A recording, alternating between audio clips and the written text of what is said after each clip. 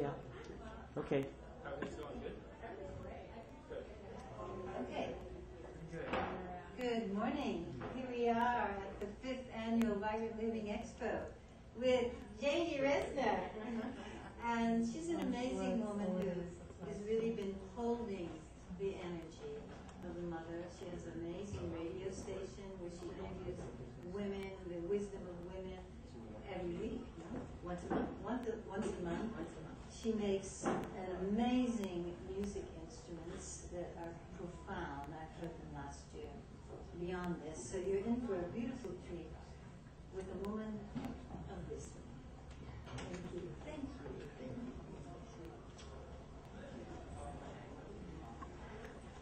Well, thank you so much for coming. I'm very happy to be here and grateful to be here and be part of this truly wonderful event. And to be able to bring the mother into it. This is my sculpture, she, blessing us all. Indeed. There are handouts, I hope you have one, with references for the information that I'll be citing in my talk, and I'll give more information out at the end of the talk. I will be playing a triple-chambered ocarina. This is an instrument I make from clay that plays 3 tones at once.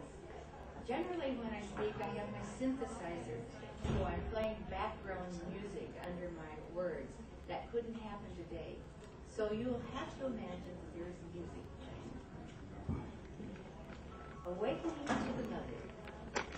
My thesis is that once upon a time, we lived in peace and harmony on Mother Earth, in gratitude for the gift of life. Although that time has been erased from our conscious memory and our most history books, it did exist. We see the desperate state of our world today. How did we get here? Where does violence come from? Exploring these questions, I propose that we can dare to reclaim our birthright of peace on earth and find our way back into the wisdom of the mother.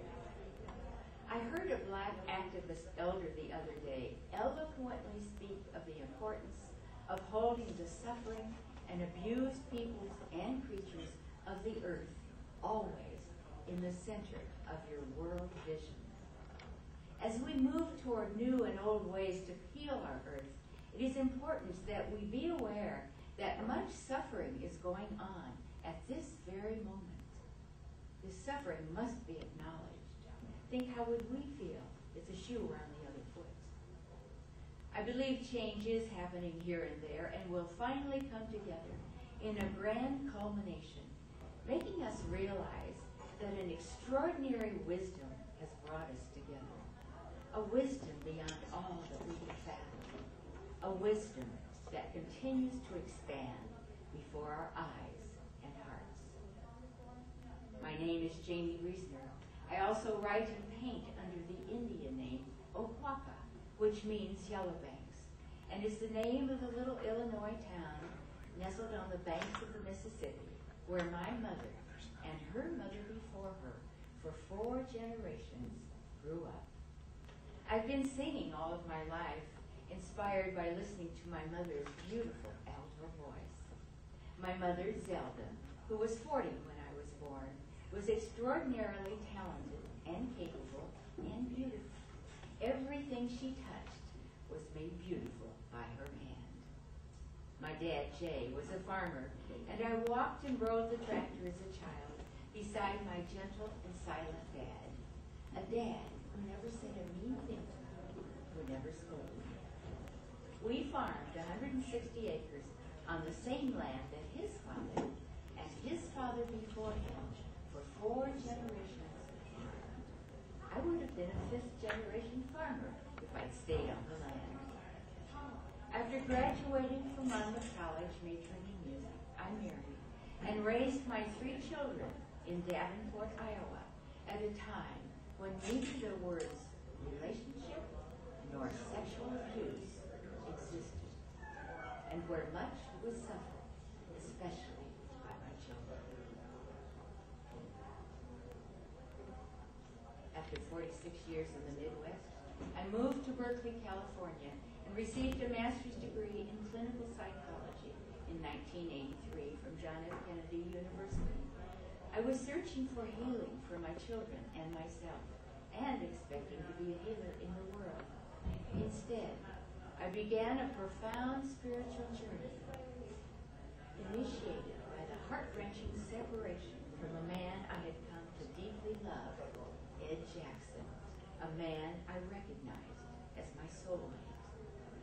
The loss of the mother, the sacred feminine, crushed by the patriarchal domination of the maternal spirit, a spirit that once filled the world with love and compassion, and the subsequent devastating abuse of our planet Earth and all her inhabitants was powerfully revealed to me through that crack in the cosmic egg.